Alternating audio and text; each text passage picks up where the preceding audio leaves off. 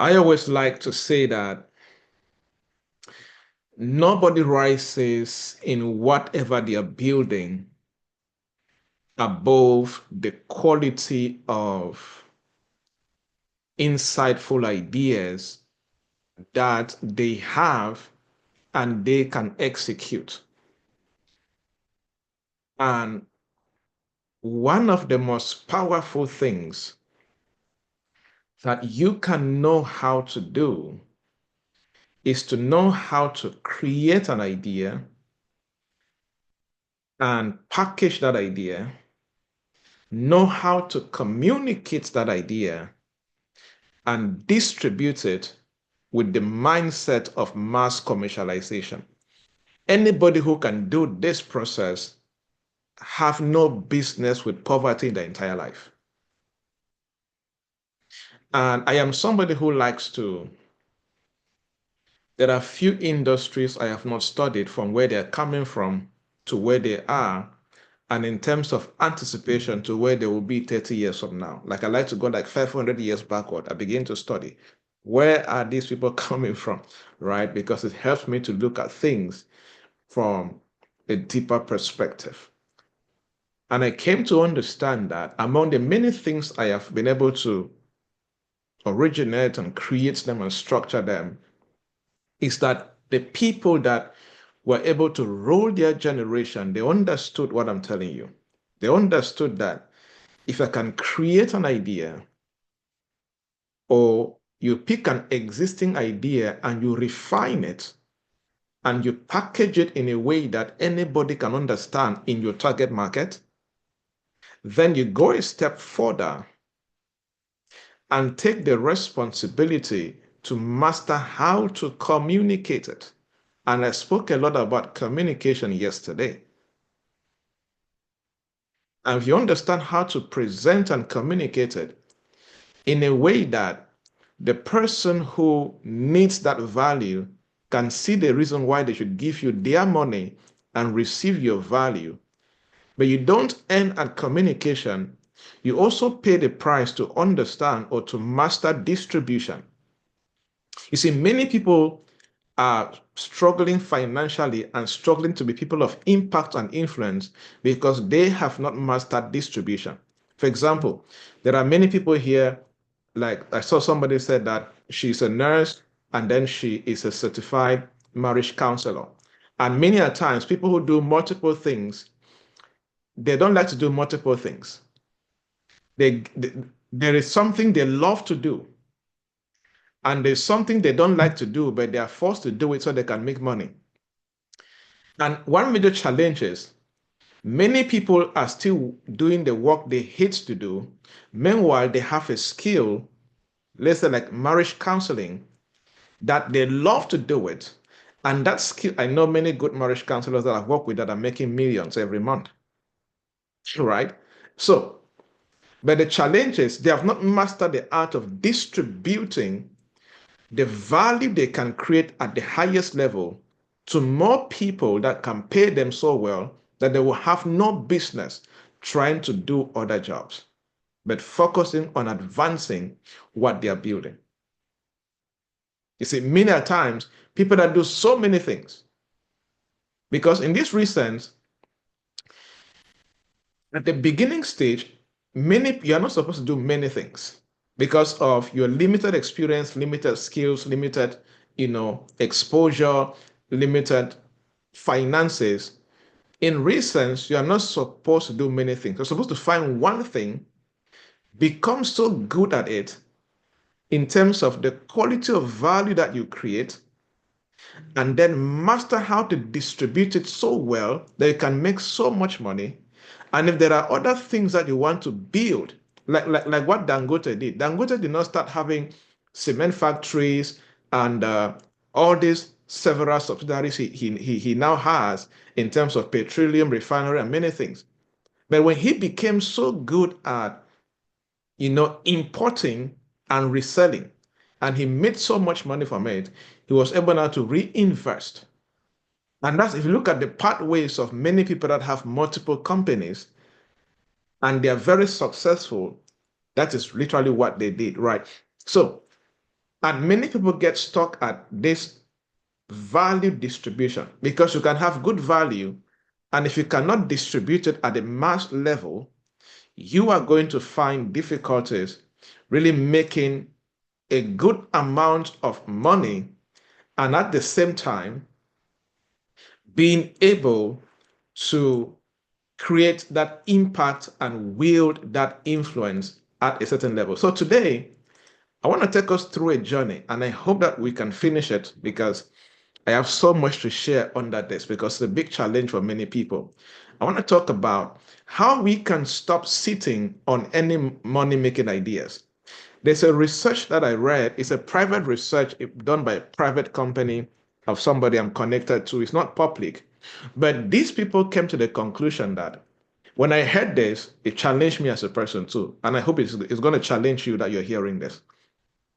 These guys came to a conclusion that they have discovered that and every human being, an average human being, has the possibility of everybody has an idea in their life that if they work on that idea with the right skills, that idea can grow into becoming a $300 million business. That means every human being on earth, on average, has the possibility. They all have that possibility of becoming so rich in terms of dollars to the tune of $300 million. Like what I'm saying is, for everyone in this call right now, for everyone in this call right now, you can be $300 million rich. Now, convert that to your local currency. Please, for my Cameroonian brothers, don't try to convert it to francs. I'm not sure you have the right calculator to do that, right? All right. So it is important to see the possibilities that you have. Like many of you in the chat box were sharing what you all do. For example, uh, uh, um, Everest talks about tourism. And they said that is his idea. That idea has the possibility of making you $300 million in your lifetime minimum if you know what to do. Another person, Virginia, spoke about being an agile product manager. If that's what you want to do, and you want to turn that into a whole business institution, you have that possibility. Kumbai spoke about uh, uh, um, being wholeness and meaning in life. Okay, preacher, songwriter, whatever you want to do. Let me focus on social entrepreneur, right? Whatever you're working on as a social entrepreneur, being in a social enterprise, it has that capacity to grow into a $300 million business institution someday for everybody here. That's that possibility. And it's true because I, I am I love to research ideas. I love to read how people started. So there are read a lot on those ideas. And there are millionaires and billionaires in almost every industry you can think of. Almost every industry. Tell me an industry that you're wondering if somebody can be a billionaire in that industry. If we go to research now, we'll find somebody who is a billionaire in that industry. So it is not always about the industry. Most of the times, it is always about the person. And one major challenge is many people are not able to rise to this level of result because majority of the human race, they sit on their money-making ideas. What I'm also saying is that for people who are wondering if they can make money, I am saying that you have a money-making idea in your life right now. For those who already have a few ideas that you have started building and you're wondering, can this idea become something powerful tomorrow? What I'm telling you is yes, it can become something powerful and an incredible money-making system for you. And why not for this generation? And I always say that what one of the major things that has moved the world from where it was 1,000 years ago, 500 years ago, 200 years ago, even 50 years ago, to where the world is today, it is ideas. You see, one of the most powerful things that you can know how to do is to create ideas, is to refine ideas. You see, because where the world is today, in terms of civilization, it is the power of ideas. Because just in 2010, let's say so, it was not possible at this level to gather 50 people, 100 people at the same time from 8 different countries, maybe 5 different continents, and deliver a program. It was not that possible. But because of the idea of virtual communication, virtual presentation, and virtual meetings, that is not possible. When the Wright brothers, and the main guy was a guy who had an accident and was bedridden and could barely walk, but he conceived the idea and started asking questions like, why can't humans fly like the way birds are flying? That was an idea. And he started researching about how many 100 years ago, 100 years ago per se, and he started discovering and researching with his brother to find out what can we do to also fly the way birds are flying.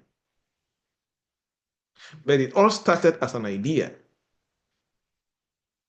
And they started refining that ideas.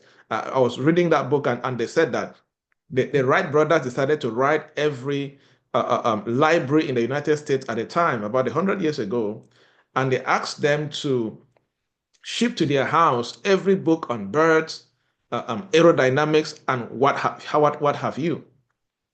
And before that, many scientists had been researching on making sure that they build something that can enable man to fly at some point in history. But many people end up failing, and they concluded that it would be impossible for man to fly. Yeah, many people concluded like that. But people who understood the power of ideas converted that. You see, so it is important that if you understand how to stop sitting, I like using the word sitting because everybody has that idea. We all have that idea that can become an incredible venture, a movement, a money making system someday. And this someday doesn't mean that 30 years after. This someday could be a few months from now, 2 years from now. Depends on your level of execution and your level of growth. You see, the world advances because of ideas. Nations advance because of ideas. That's why if you're somebody who likes to study nations and economics of different nations, you understand why the United States is where it is today and why many countries like Nigeria and Cameroon and Uganda and different countries, they are where they are today. Because any country that creates an environment where ideas can begin to thrive, that country must advance.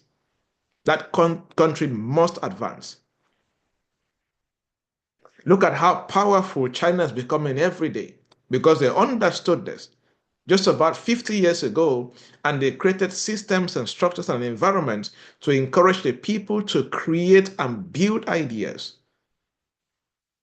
Because nations advance because of ideas. And any nation that understands how powerful it is for people to freely dream and provide the atmosphere and the resources for people to test and refine their ideas, that nation by default will begin to advance. Institutions advance because of ideas. And then individuals advance because of ideas. The speed that your life will advance will depend on your ability and your willingness and your openness to either create ideas, refine ideas, accept ideas, and execute on those ideas. Because you never rise beyond the quality of ideas that you have access to and you are executing. And that's why I always say that ideas not executed are spiritual miscarriages. Why? Because ideas are actually more spiritual. Someday, or I'm planning to teach us, I have a teaching someday I'm going to do with those who are, I lead a community of Christian entrepreneurs and professionals. Well, I'm going to talk about the spiritual womb of ideas, right? Because there is a spiritual dimension of operating with high level ideas, you see. And ideas not executed are spiritual miscarriages. Why? Because every idea carries a potential. It's like a seed. And a seed that is not planted will die without impact. Same as an idea that is not executed will die without influence and income. See, one of the fastest ways to more influence and more income is your ability to launch ideas, to create ideas, to refine them, and to launch them. So it is something that you cannot just try to be good at. No, you have to be good at as far as your industry is concerned. You see, in terms of my work is in the knowledge industry. And not just any kind of knowledge, but my game is to play at the top 1%.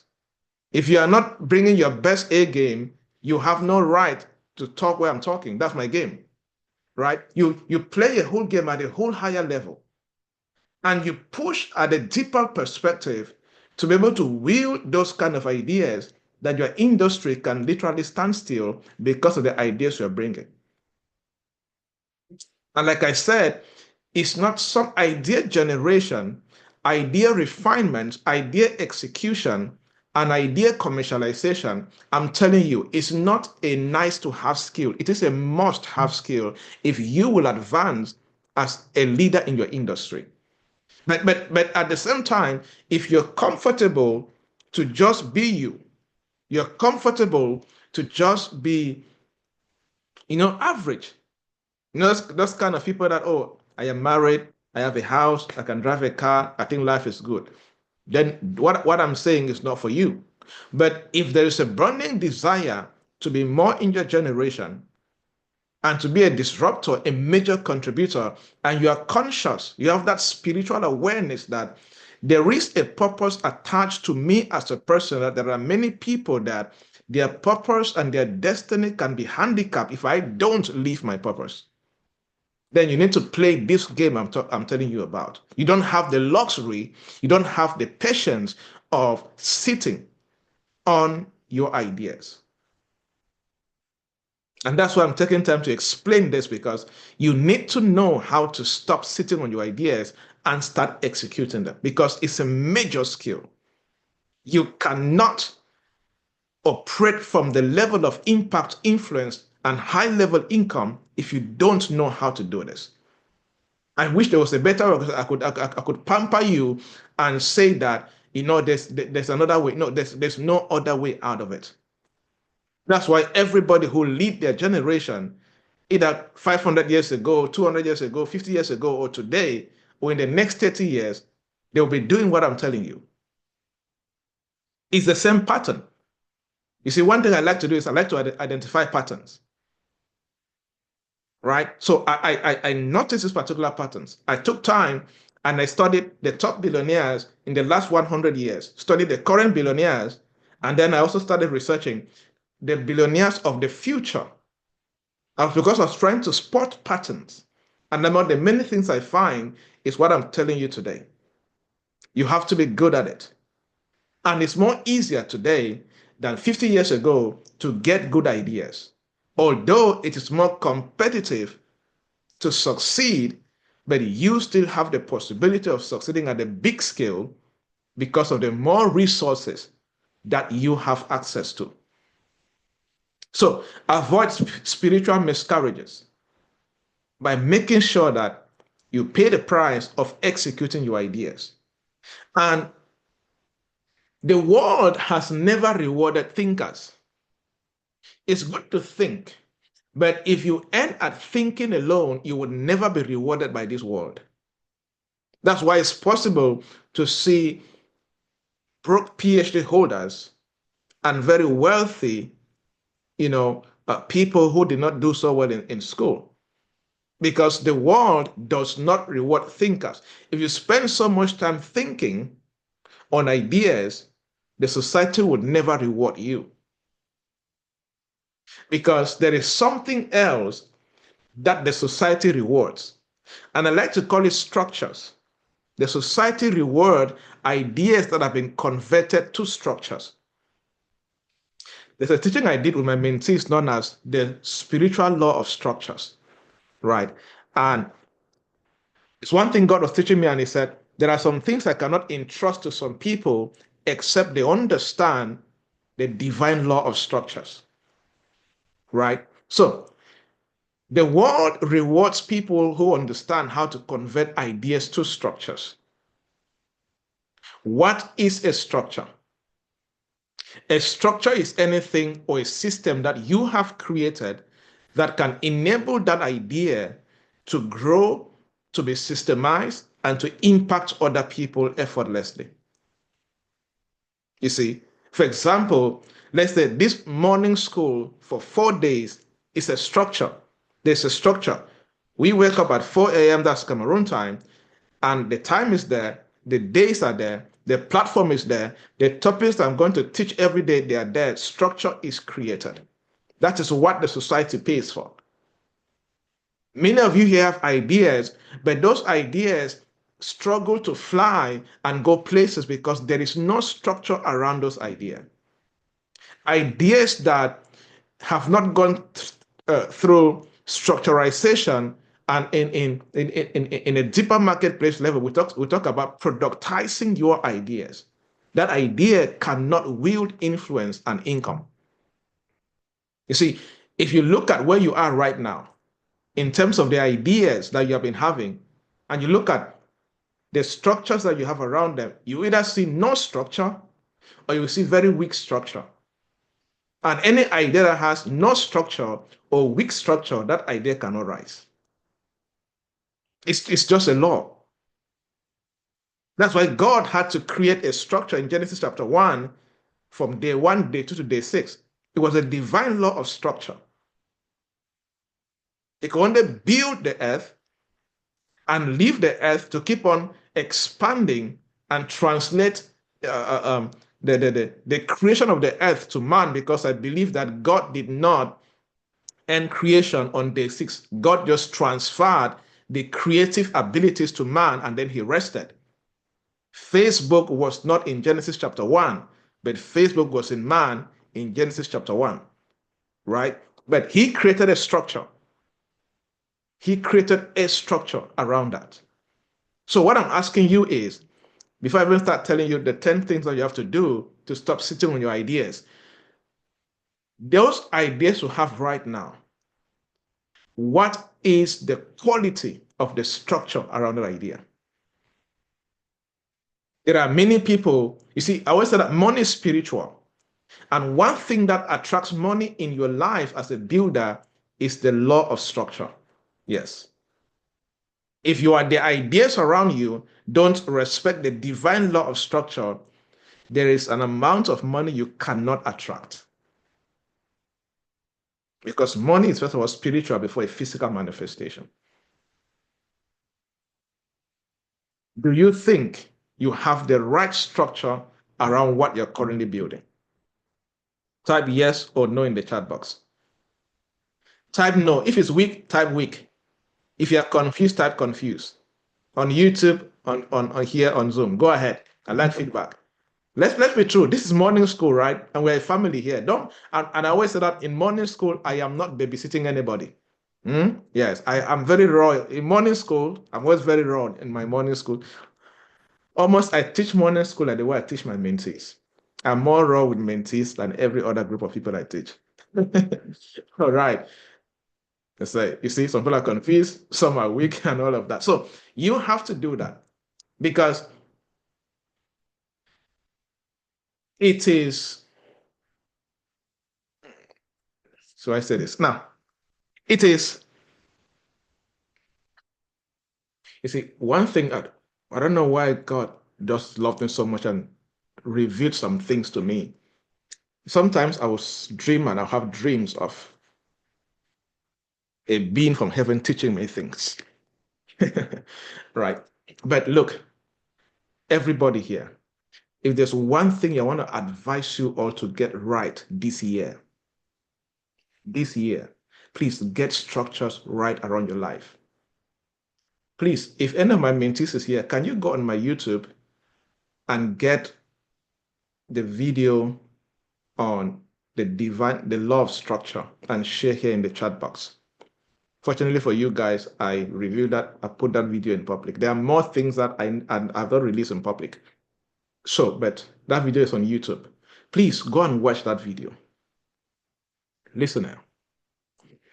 Listen.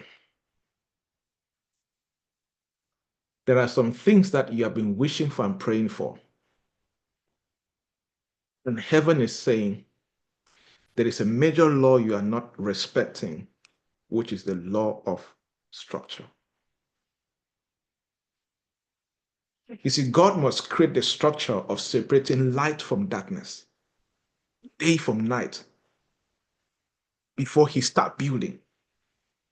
You see, God must bring man into the scene when he has created a structure from day one to the other days. You get the concept? That structure must be there. Thank you, Philip, for sharing that. Please, there are many things that you are praying for that structure around you does not support that. So pay the price and make sure you create the right structure. Because there are some things that when structure is there, by divine design, God orchestrates the things that you need to invade what you're building, to begin to visit you. To begin to visit you. Okay, so it's important to begin to understand that, right? So, like I was saying, the world does not reward those who think alone. There are many people with great ideas, but the world will go ahead and begin to reward you better when you convert those ideas into structures. It's important. It's important. See, many people don't lack talent. Never forget this. Everybody in this call right now, you're talented because God gave everybody a talent. Everybody. That's why I always say that talent is equally distributed. If you go to my village now, where I think vehicles still struggle to get there, we don't have electricity there right now, 2025. And like maybe many of your villages back in Africa, you got there right now where there are limited resources. Every young man, every young woman you see in that village right now is heavily gifted with something. When I was in that village, before Mama Celestine came and took me from that village, I was gifted with all these things I'm teaching you right now. Right? So everybody is heavily gifted. Every human being on earth. You are gifted at something that only you can wield in your generation. That is the pattern of God. That's the pattern of God. But for many people, it is lack of the conversion of that talent into a payable skill or payable value, and of course, structures that people can see, understand, and be willing to pay for it. Right? So, every skyscraper, every mobile app, every vaccine, every aircraft was once a raw and unrefined idea. You see, Poor people don't lack ideas. They have very good ideas. What many of them lack is the systems that will force those ideas into a reality, into a structure that can cause somebody to pay for that idea. That is what they lack. You see, what I'm also saying is that me and us, like where we are right now, not because we don't have ideas, no, because we have not created a system around our lives that can force those ideas to move from ideas into realities and structures that people can pay for it. You see? So, like, if I don't have systems around me that can force the ideas I keep getting and understanding and refining, that can bring these ideas into either a master class, a course, a consulting offer, a coaching, a product, whatever, that if I don't create the structures around the idea, people are not going to pay for it. You will not be here if the environment around me does not force the ideas I have into a reality structure that you can understand and be here at 4 a.m. in the morning. Because that is what people understand. That's what people pay for. But again, listen to my words. There must be a system around you that forces those ideas into that reality or into that structure. And many people don't have that system around them. So you see, let's say Mary and, and John. Mary has a system around her that does not force her to convert ideas. Remember, every poor person has ideas.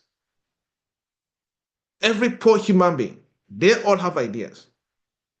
A young man right now in a local area, in a rural area, in a village area where there's no electricity, no internet, no water supply, none of those things, that young person is super talented with raw talent. But the system around them, both the system that it is the government's responsibility and both the system that it is their responsibility. Now, for many of you that you are able to listen to me right now, it means you have internet, you have mobile devices or laptops, you have, power supply and many other things. Your problem is not that bad.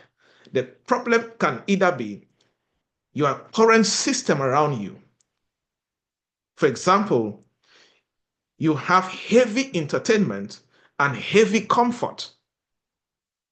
And that kind of environment cannot force ideas that you have into a reality structure that can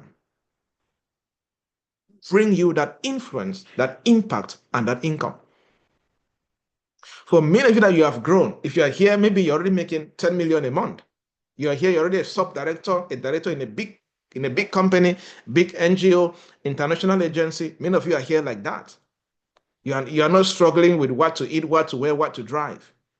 But you see, you are already feeling comfortable at that level. Meanwhile, there's more that you can do at a more global scale in terms of multiplication and flourishing. But you have not created a system around you that can force you to create a higher level of structure and value that can push you further at a bigger level. So another reality check for you now is, does the system around you at the moment, I'm talking about your daily lifestyle, your weekly lifestyle. Like for those who are under a mentorship program, there's a program I do that they submit every week for those who are still doing it. And the aim of that program is to achieve this because it will put you in a fix where you are having that constant system that forces you on a weekly basis to keep converting either new ideas or existing ideas into reality structures that can begin to wield more influence, more impact, and more income as you consistently work on it. See, that's why for me, I like to create pressure around me. The pressure in the way that because it forces me to create more things. Like I always say, for example, what I'm teaching you guys right now, this content was ready to be taught about more than a year ago. The content I'm working on right now, I'll start teaching in 2026. maybe 2027. You see, because the environment around me forces me to operate from that dimension, from that perspective.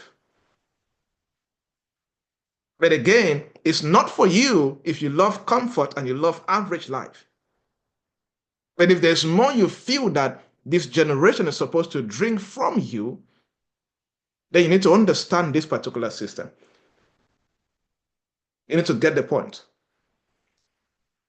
Because let's go back to from the national landscape. A nation's economy begins to rise when they master how to export ideas. You see, show me a nation that imports more ideas. I'll show you a poor nation. That's why many African countries are poor. Show me a nation that exports more ideas. I will show you a very wealthy nation. Check the United States, check China, check Japan, check South Korea, right? Check India. That's why, because they're exporting. Like, for example, if somebody studies like North American market between Canada and United States, why United States seems to be so big and always overshadowing Canada because the US exports more ideas than Canada. Now let's bring it to us as individuals. The more you import, the more you consume ideas, and the less you export ideas, the more poorer you're going to be as a person. You get the perspective. That's why in your field, in your industry, and what you're building, you must be in the game plan of also being the main exporters of ideas in your industry. I'm borrowing that from an economic national landscape concept so that you can practice in your daily life. So a nation's economic rise often begins when it stops importing so much and start creating ideas in their nation and also exporting those ideas. That's why I always say that the most dangerous person in any industry is the one who acts on their ideas. It's a potential successful industry disruptor. Because you see, that's why the West argue that wisdom is more powerful than intelligence. Because intelligence, for many people, is just being good at thinking, which is good. But wisdom is better because wisdom is the power of knowing what to do and actually doing it and delivering the value at that level. So there's something I always call wisdomized intelligence, which is it's not just about how many ideas that you have. It is about how many of those ideas you can bring into the market, into the public. That's wisdomized intelligence. You get the concept? So, in this journey of destiny for all of us, I don't know how to spend time on this. It's already 40 minutes gone. But I've not started giving you guys the 10 things that will show you how to stop. But I have to hammer on this because it's a big challenge for the African community. Big challenge. And once you begin to operate from this level of ideation I'm talking to you about, and as I'm presenting this, talking about this, you'll begin to notice that these are lapses that you have been facing the last 5 years or 10 years. And the sad thing is, if you don't pick these things I'm saying and practice them 10 years after, you will literally just do a little shift in destiny. Just a little shift. But you see, show me somebody who experienced a big leap in their destiny. I will show you somebody who, at some point in their journey, they accessed an idea, launched it, and on the wings of that idea, they rose to prominence. They just rose to a different level in destiny. And they did many of these things I'm telling you. At the same time, if you don't practice this, your life will experience a normal, what is it? Is it arithmetic progression? 1, 2, 3, 4, 5, average normal growth. But if you want to experience a geometric progression, I am telling you, these ideation concepts, they must be part and parcel of your life. They must be part and parcel of your destiny. Very important. Because in this journey of destiny, for you and I, especially the younger generation here, you're 40 and below. I'm not excluding those who are 50 and above. It also works for you, but I'm just emphasizing that if you're 40 and below, in this your journey of destiny, executed ideas are the vehicles that conquer territories. You want to conquer territories. You want to rise. You want to break into new territories and truly command the influence and also attract the wealth creation that is due you based on who God ordained you to be. Then you must understand this concept and make sure that it is part and parcel of your daily practice. Because executed ideas are the vehicles that conquer new territories. You see, one time somebody hired me to go speak in a country because he read an idea I shared on Facebook and said, you just shared this few days ago. There's this conference I'm having, and I need somebody with this idea and their perspective to come speak in that conference. How much do you charge? Can you fly on this day and this day? I said, yes, sir, I live for flying. Can we go? Right? So, because you see, ideas can literally move you to a whole new location faster, way faster than probably anything you can ever think about. That's why the divine law in Isaiah says that nations will come to your light. What is light? It's ideation, it's knowledge, it's wisdom, it's intelligence that can be executed. Nations will come to your light, and then kings to the brightness of your ideas. When I teach that, I teach that verse in a corporate setting, and people who are, if you are not a Christian, you may never understand that it's a Bible scripture I'm teaching. But there's a way that you begin to refine your ideas now with the concept of this idea now, it has the capacity to serve kings. But for it to attract kings, I need to refine it so it can be so bright that kings can notice it and say, I need this idea in my kingdom. I need this light in the empire I'm building. I need this concept in the nation I am creating to rise. You see,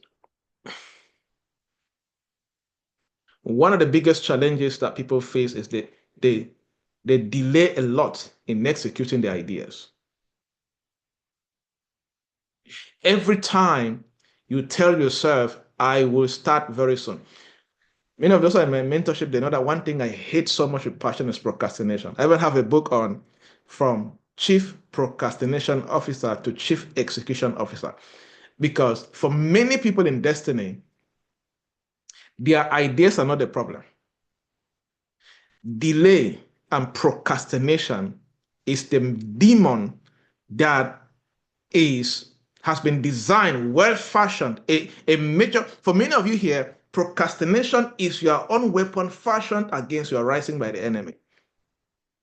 You think that weapon fashioned against you is just a witch who is dancing up and down, right? No, the enemy can fashion procrastination and it keeps you in bondage like a demon that it is. That's why I always say that consistency can kill a witch.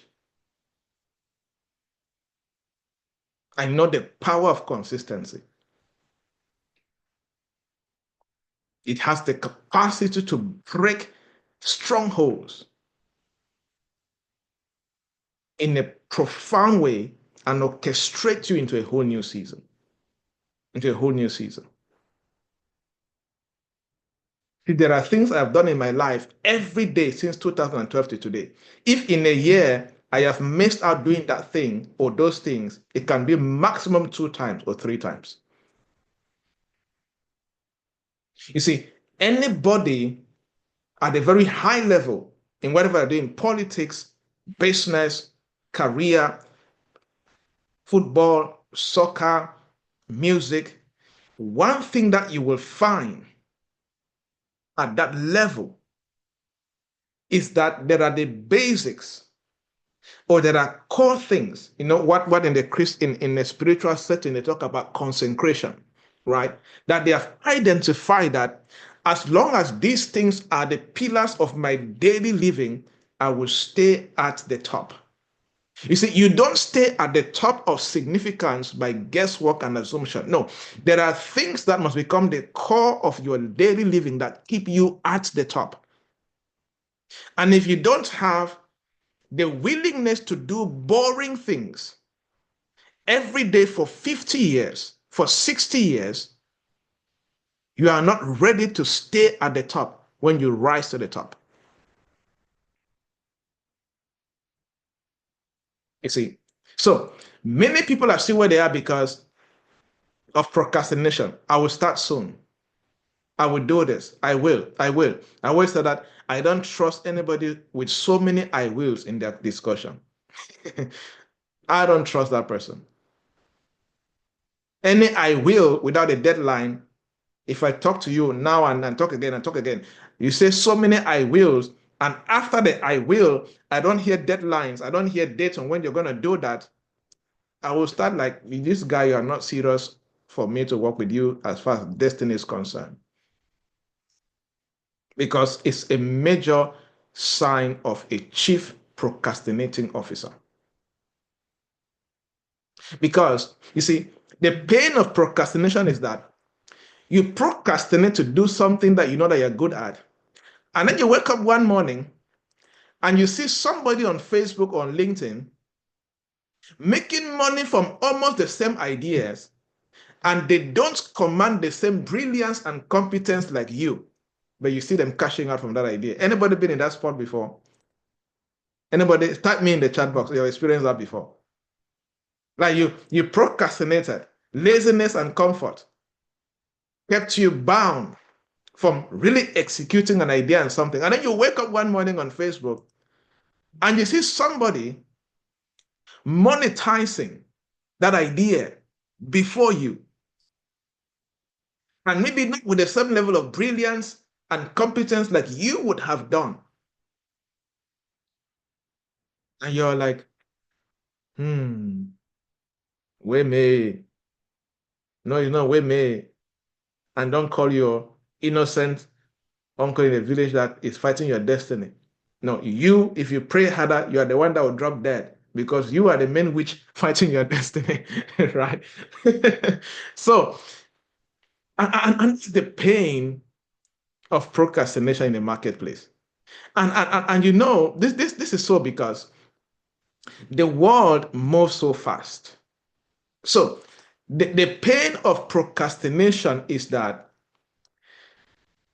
when you procrastinate, you see, procrastination 100 years ago was not that costly. In 2025 and beyond, procrastination can cost you your destiny. I'm telling you.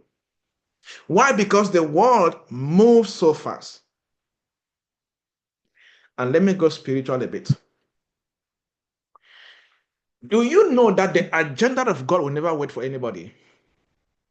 God can entrust you with the dimension of ideas and wisdom that your generation needs.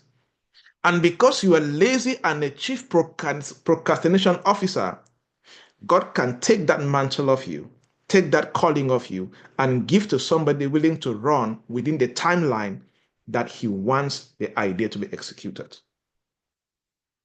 Oh, yes. He's merciful, yes, but his agenda will not stop and keep the whole world waiting because you decided to become lazy and a procrastinator. And this works because God is so sovereign that God can use an unbeliever, a non-Christian, to advance his agenda. Go and ask Cyrus in the Bible.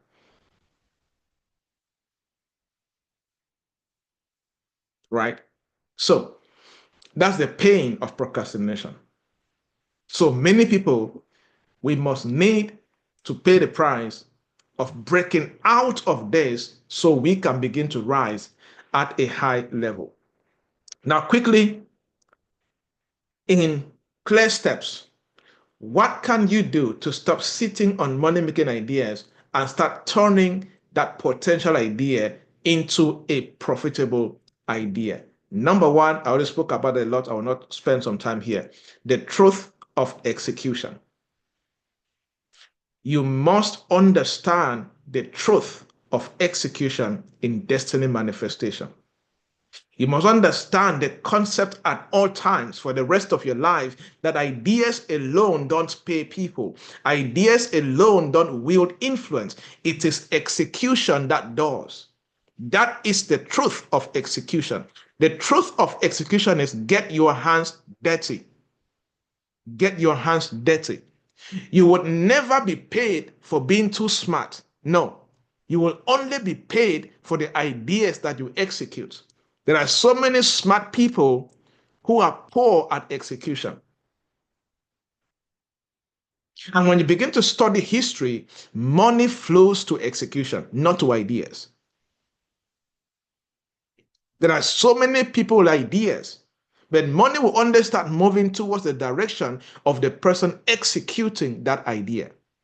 And I do a lot of work with startup entrepreneurs. No one funds invisible work. There are so many people with ideas looking for funding. Majority of investors will never fund an idea. They will fund a proven idea even if it is not making so much money yet. But if you have executed it, because no investor will fund an invisible work. That is an idea. They want to fund a proven idea even if it is not making money at a high level. So as simple as this, you get paid for solving problems in the marketplace. That is it. That's the truth of execution. And hear this, especially for those who have ideas towards business and social enterprise.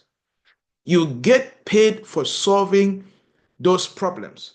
And until someone pays you, your idea is just a personal fantasy and not a solution. Let me say it again. Until someone has removed money from their pocket, from their bank card, and that person has given you that money because of that idea, your idea is just your personal fantasy. Many people have many personal fantasies in the name of solution. No, it becomes a solution when you have converted that idea into a structured system that somebody can hear you present it, understand it, removes money and pay for it. It now becomes a solution. Until you make your first 1 franc, $1, 1 naira, 1 shilling, whatever, 1 pound, you just have a personal fantasy, which is good. Everybody starts there. But you need to keep on executing until it becomes a paying solution. And the law is that if it is not solving a real problem, it is not worth anything yet. So if you say you have an idea, it's good. But have you been able to refine that idea to solve a real problem? That is when that idea is worth something. The worth of an idea is in the problem it can solve. For example, somebody said that the thing is, the gospel artist Akumbai, she spoke something about wholeness and things like that. That's good, right? Now, but if you just say, I want to read that exactly. She said, I help people to find wholeness and meaning in life. Now, that is good. But how is this tied into a problem? So she now needs to go deeper into that and begin to look at, for example, for, let's say, a married man who is an alcoholic. How does this idea of finding wholeness, how does it solve an alcoholic problem in the life of a married man who is a working professional, who is about to lose his or his job, or lose his marriage because of this thing? How do you tie this into this problem? That is when this beautiful grammar, which she says, I help people find wholeness, now becomes it has some worth in it. You see, there are many people that say nice things, but those nice things have no worth. What makes it worthy is in how that idea is tied to a real problem in the life of a real human being. And that's why I always say that if your idea hasn't been tested in public, it doesn't exist yet. It's just your personal fantasy. So for many of you here that you have amazing ideas, the truth of execution or the law of execution is challenging you today that until that idea is tested in public, it doesn't exist yet in the real world. It's just theory. You know the sad thing? Broke people die with theories. People who execute die with influence and wealth creation.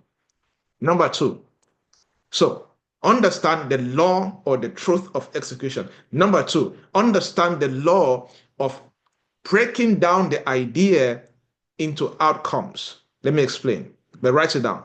You must understand the law of breaking down that idea into outcomes.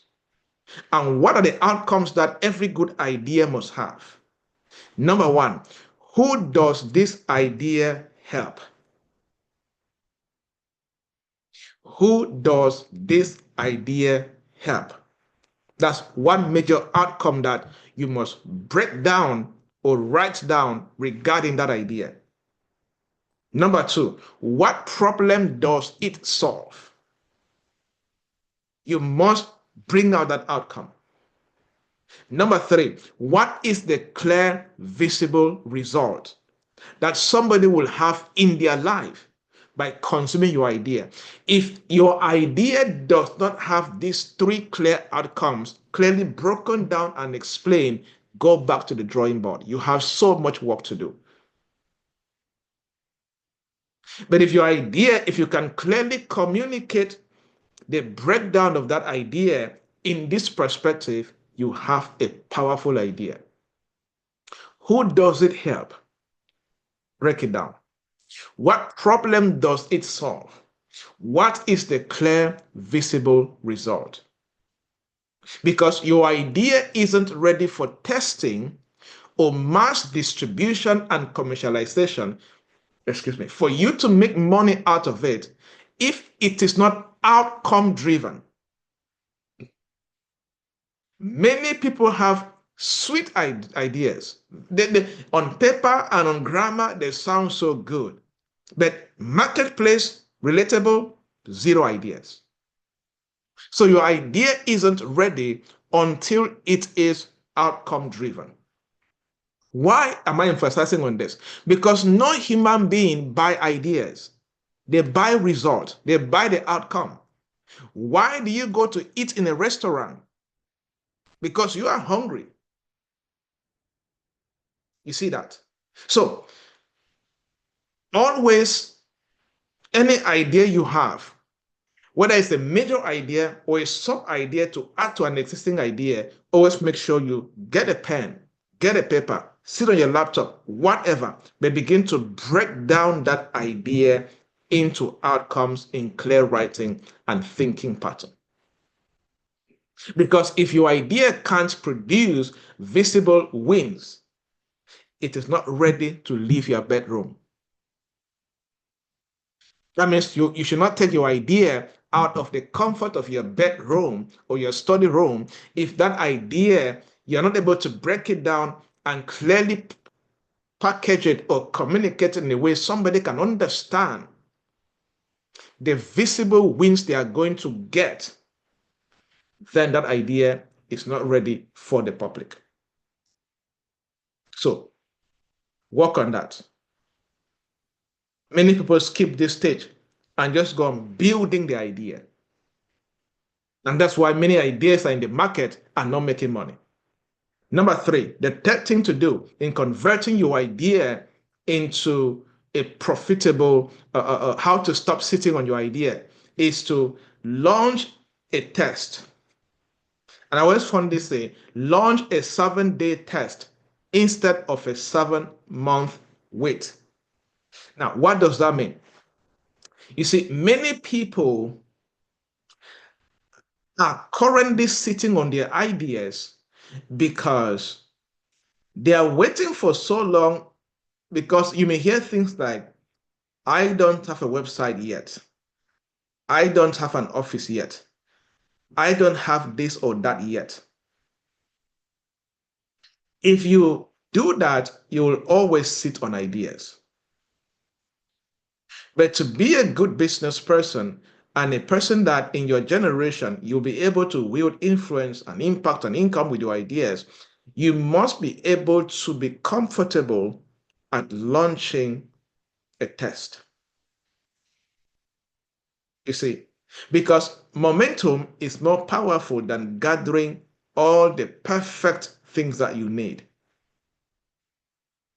For example, starting by writing, let's say, Facebook post and LinkedIn post around the idea to get feedback on how people are going to consume that content and react to it is part of the test.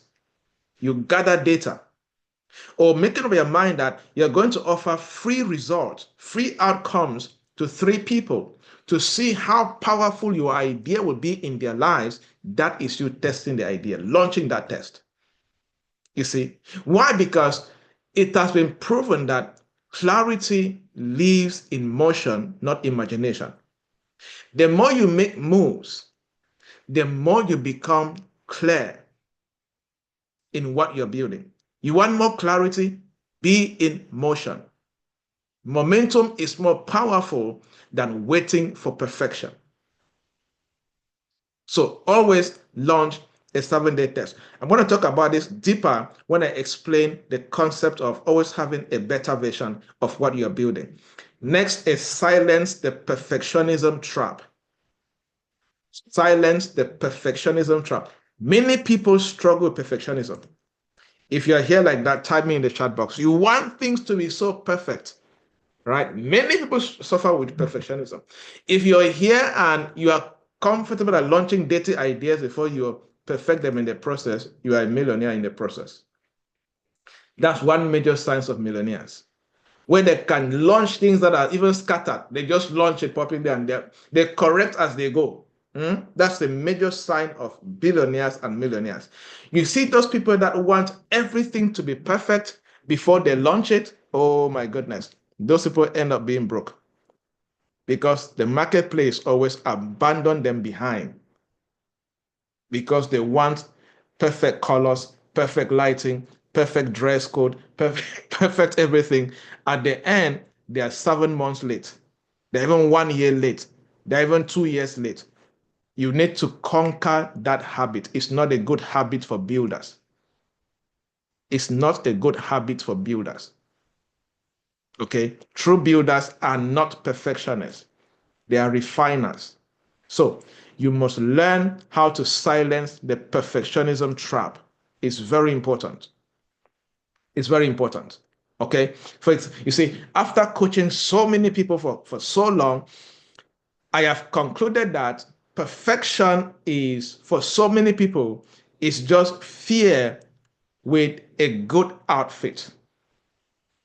With a good outfit. You see, many people love to spend time polishing their ideas. And that's procrastination. Am I saying that I should launch dirty things in public? No. What I'm saying is you should understand how to have a ready product and not a perfect product.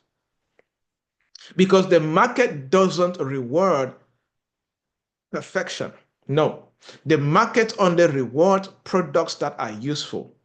If what you're building is in a stage that somebody can use, please launch it and perfect in the process. Launch it and continue shaping it in the process. Because, like I said, real clarity often comes after you launch. And you know the funny thing? If you spend time focusing on perfection, the day you launch, you will still find mistakes. So, you only gain real clarity after you launch. Why? Because feedback will always sharpen what theory cannot sharpen. Feedback that you get after you launch will always sharpen what theory cannot perfect. So I always tell people, look, if you are building anything, please, your mission as a builder is to build something useful, not something flawless. That's the problem with perfectionists. They want to build something flawless. That's why perfectionists are very bad entrepreneurs. So you need to overcome that perfectionism. People who have this perfectionism lifestyle, they struggle to be good entrepreneurs and they struggle to be good leaders in the corporate setting. You see? But as a builder, as a leader, one of your major missions, one of your major objectives should be, how can we make this useful, not flawless? Because even big companies don't practice perfectionism. If so, we will not have Windows 11 today for Microsoft. When I used to repair computers, we had Windows XP, Windows 94, Windows 2000. We will not have Microsoft Word 2015 or 2020, 25 that we're using today. When I used to repair computers, we used to install Microsoft 1997, Microsoft 1993. You see? But these companies understand that every year their mission is to launch a useful product, not a flawless product, because the other year we're going to improve it and launch it again. That's why Samsung, Apple, Techno, what have you, they keep launching new versions of mobile phones every year. Copy what they're doing. No great builder practice perfectionism. No, their mission is, how can I launch what is useful now and go back to the lab and keep on refining what I have launched and continue to sell what is useful. So for those of you struggling with perfectionism, go and silence that perfectionism. It is killing your destiny. It's killing what you're building. Because the market will always respect those who show up with what is useful, not those who stay in their bedrooms and they are practicing and rehearsing what they want to be perfect. There are many of you here that for your idea to grow big, for your company to grow big, you need to be good at speaking, you need to be good at training and presentation in public. But you are afraid that, what if they will not understand what I'm saying? What if my language will not be good? What if? That is nonsense. Everybody started as a bad trainer, bad speaker, bad presenter. And you would never become a good speaker, good trainer, good presenter, what have you, if you are not comfortable at showing up at your level and keep on doing what you're doing and keep on perfecting it.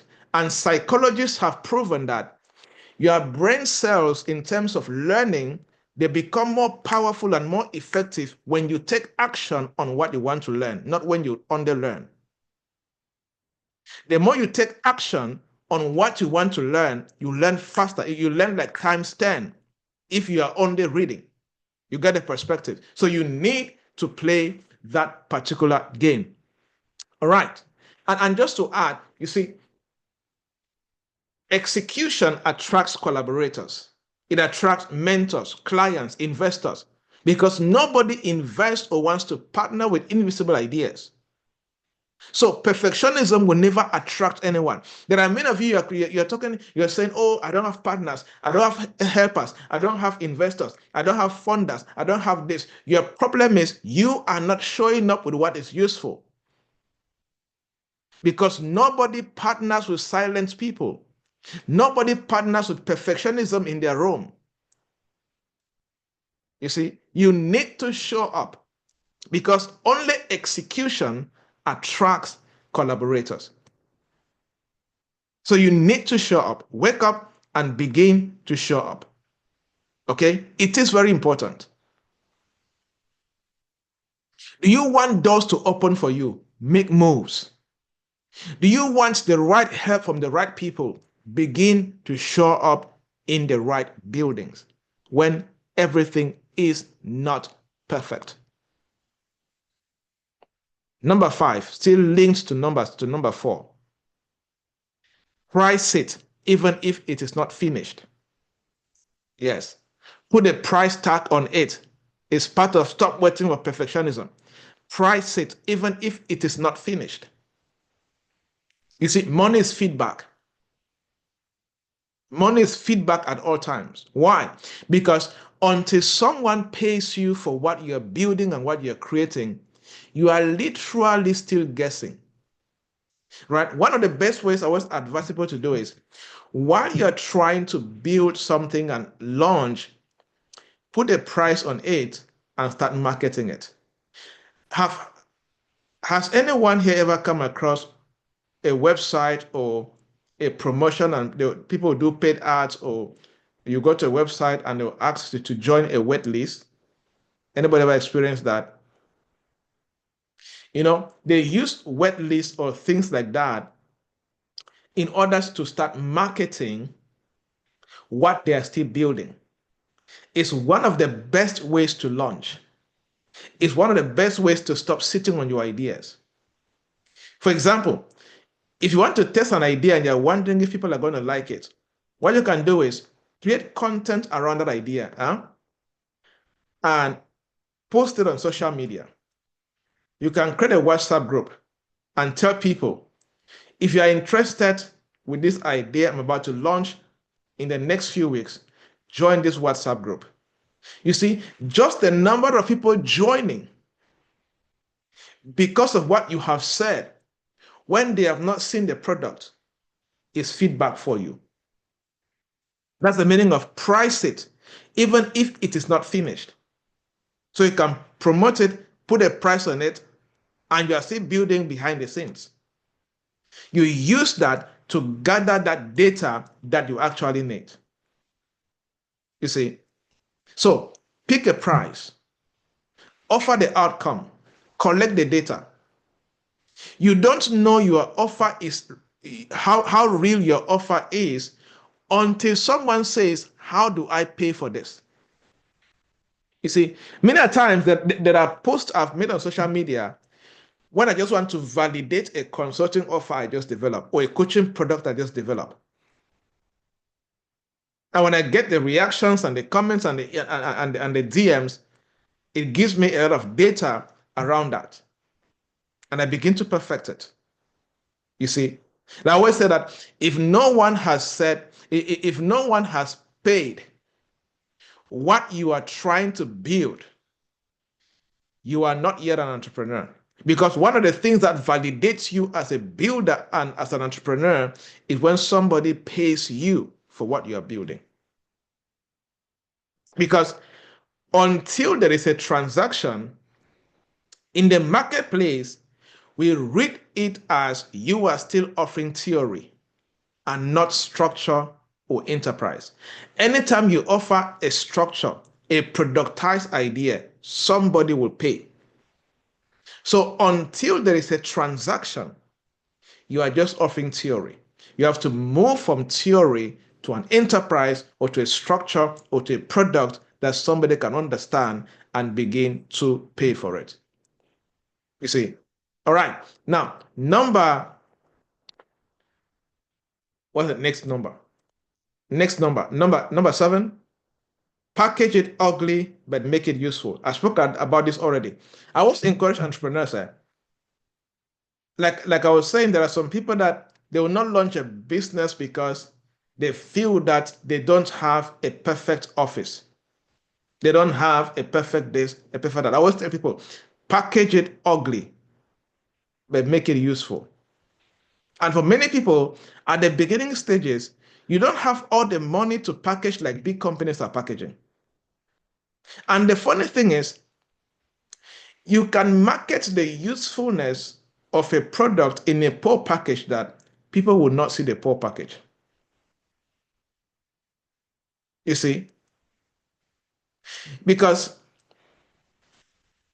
what is ugly but is useful will always beat perfectionism any day, anytime. So what I'm saying is you need to be comfortable at taking it out there, but make sure that you are good at making sure it is useful and take it out there.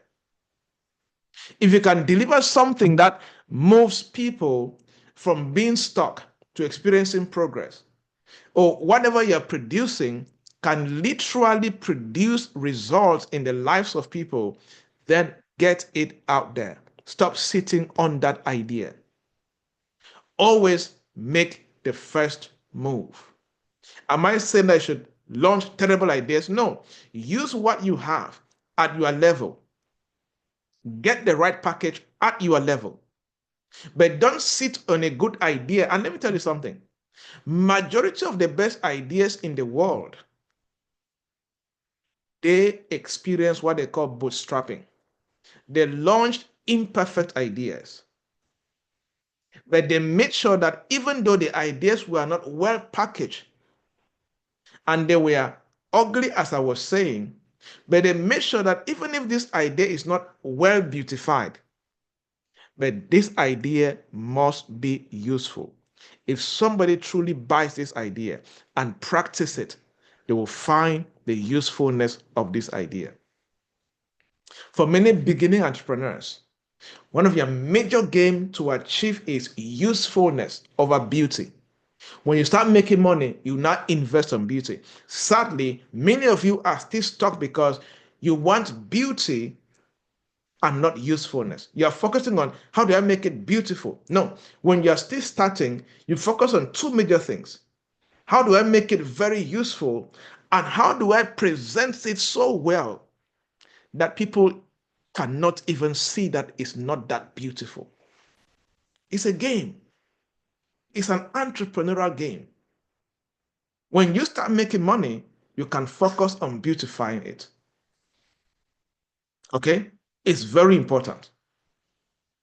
And push to talk to real people with your ideas.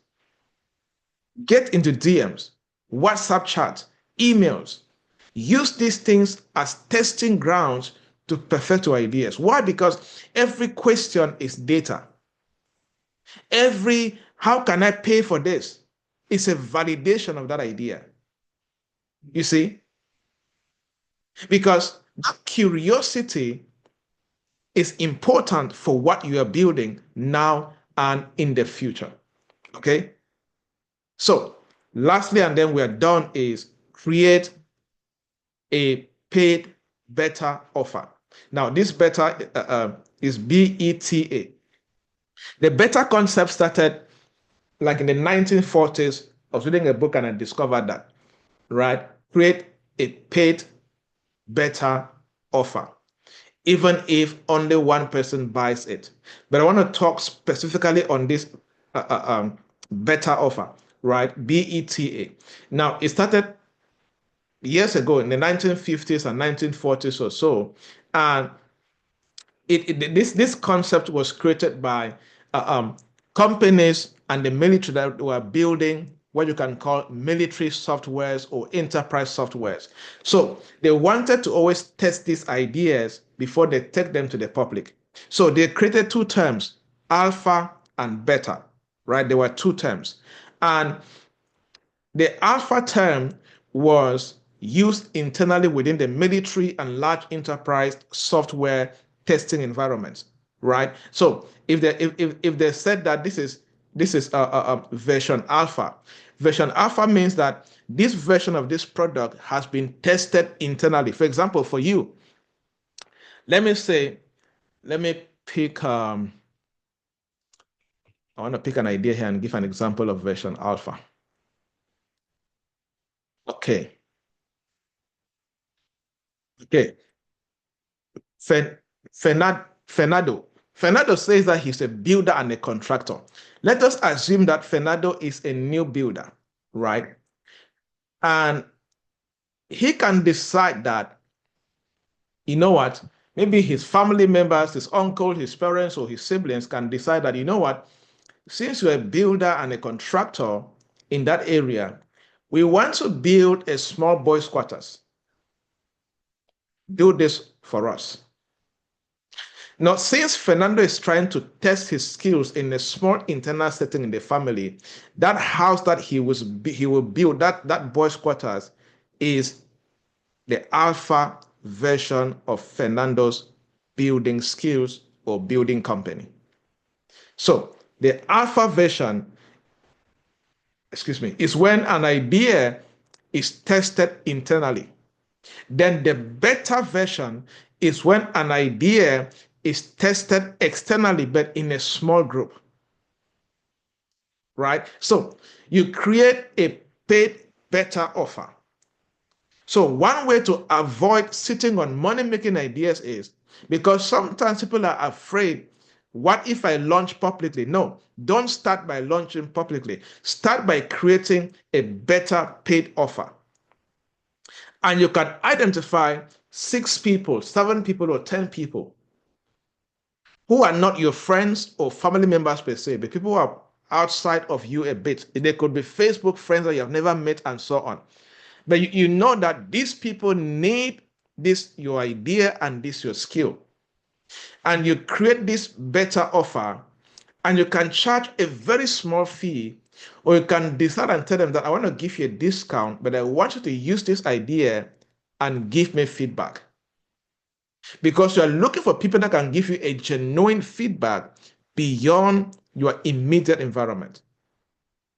Because a better version is never the final product, but it is functional enough for someone to use and understand the value you're bringing to the marketplace. When you release the beta version, the goal is let somebody use it while you observe and take the feedback and improve on that version before you now launch publicly. Because this better version of launching gives you early feedback and, most importantly, proof of value. You want to get proof of value from what you're building, you must create a paid beta offer. Right? So the goal here is I always say that paid beta offers will help every entrepreneur, every builder to be smart enough before launching at a big scale. Many people make mistakes and they launch at a big scale without practicing this beta version testing, and it negatively affects what they are building. All right. So day 2 was focusing on challenging everybody in the morning school to stop sitting on ideas and giving you some steps. I have shared different things that you can try. You can try all, you can try 2, you can try 3, but based on where you are and the kind of idea that you're working on, pick what works for you. The recording is available. You can go through again and make sure that you are taking refined notes and refined ideas that you are contextualizing into where you are and, of course, into what you're building. And I believe that if you practice any of this, and especially also for those of you that you are already building, you are not starting afresh. You're already seeing some results. You're already producing some good sales and making some good money. You can 10x what you're doing. And you can never 10x beyond the quality of ideas that you can internally generate or bring it from outside to enhance what you're already doing. I'm even planning another morning school to just teach just business people on how to expand and make money from within. Because I noticed that many entrepreneurs don't know how to make money from what they're already making money on. If you're already making money from any product, if I sit with you, we can find at least 5 more ways to make more money from what you're already making money from.